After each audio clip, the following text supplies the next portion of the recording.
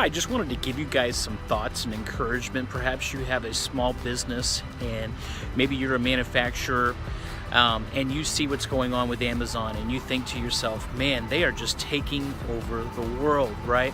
And so I just want to give you some encouragement to say, keep fighting. And the first thing that you can think of whenever you consider all the different industries that Amazon is in, all the different things that is happening to Amazon, the first thing that we can do sometimes is just think, well, it's just over. Amazon is what it is, and we just got to accept our fate.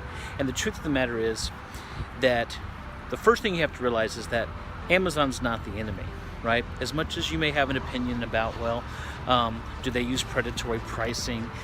Is it really true competition, or is it really not a fair game? And the truth of the matter is there may be arguments to that, but don't view Amazon as the enemy. Instead, use Amazon where possible. And I want to show you how to do that. I want to tell you what we're doing as a company in order to use Amazon's strengths and exposing yourself to people that you otherwise would not have the opportunity to do, as well as what can you do to retain your current customers from being able to offer the same services that Amazon does. So I want to teach you that, especially coming from a manufacturer's point of view.